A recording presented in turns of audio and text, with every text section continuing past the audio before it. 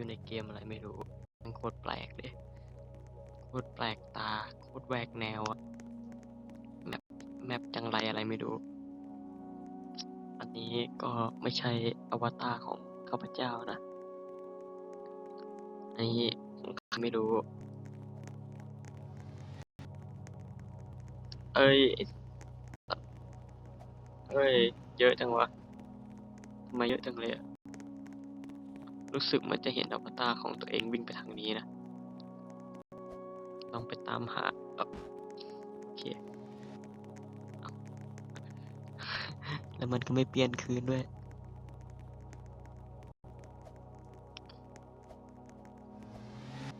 แหลกไงไม่กันนะ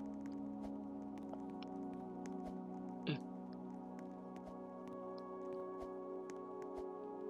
หือ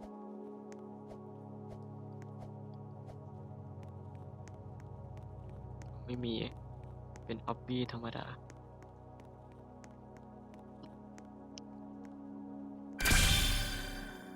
วันนี้เราจะมาหา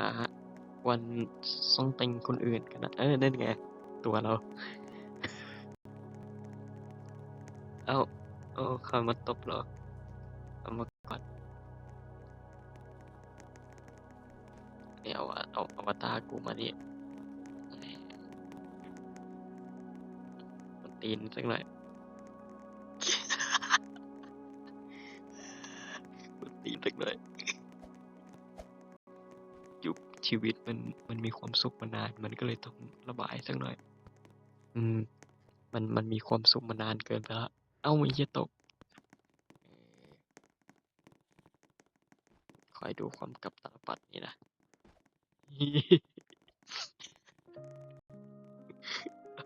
ไอ้เหี้ยตัวกูกอดกู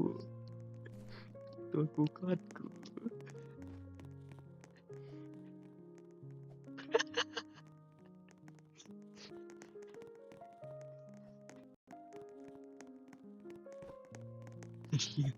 ก็ไปเกิดใหม่แล้วไปไหนเราไปไหน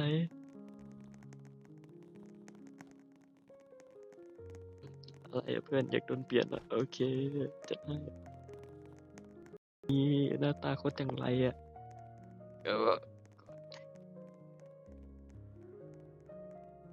ก็เปลี่ยนกลับเปลี่ยนดิไอ้ดำนั่นไอ้ดำเอ้าอยากกลายเป็นผู้หญิง ไปโดนใครวะน่ะไปเอาอย่าหยุดก่อนเพื่อนหยุดก่อน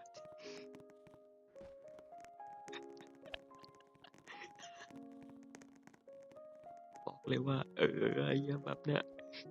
แบบนี้แม่งจัดเลยอ่ะบอกเลย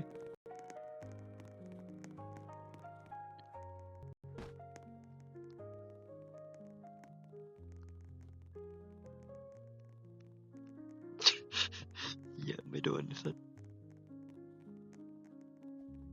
เหี้ยไม่โดนสักคนเลยไงวะเฮ้ยเนี่ยเป้าหมาย enemies body ไปจัดการดินั่นแหละศัตรูมาแล้วเออ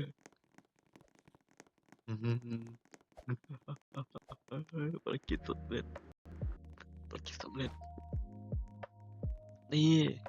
ใครหัวเหลืองๆอะมานี่ดิเอ้าเหี้ยไปโดนใครวะ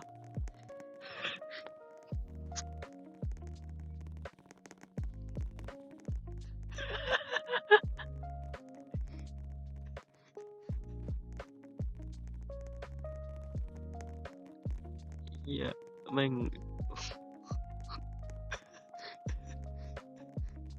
อะไรเที่ยวเปลี่ยนอวตารเขาไปทั่วแล้วไปทำอะไรแล้วตอนเนี้ยไล่เปลี่ยนอวตารเขาไปทั่วแล้วตอนนี้โดนเจ้าของร้านแก้แค้น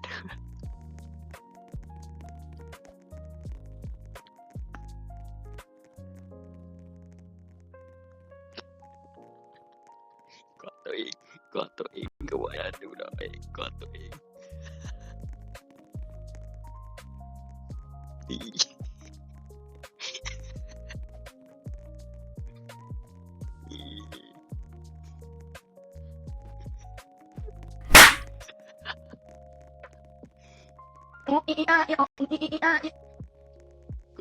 ดี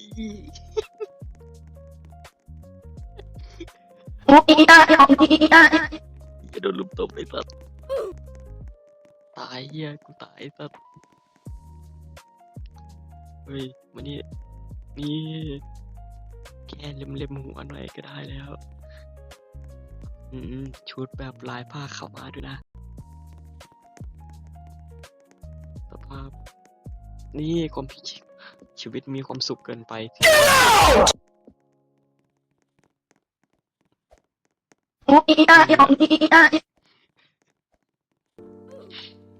ไอ้เหี้ยมึงเอาไอ้นี่เหี้ย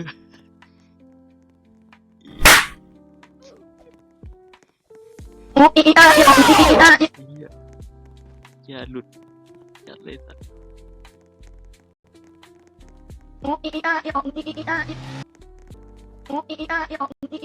โอ้จัดอะ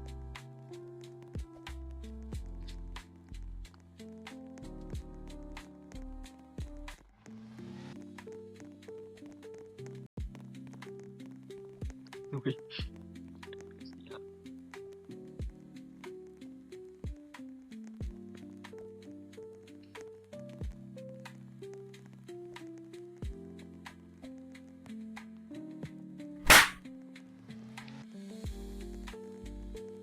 งง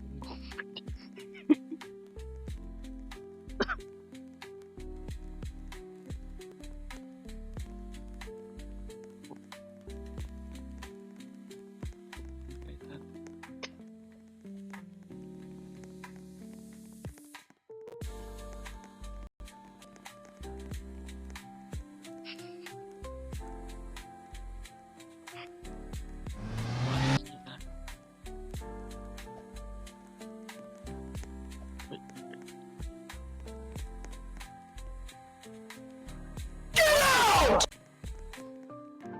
กิโล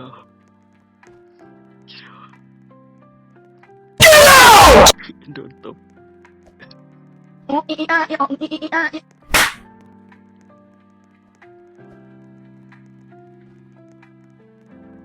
กลายเป็นนัก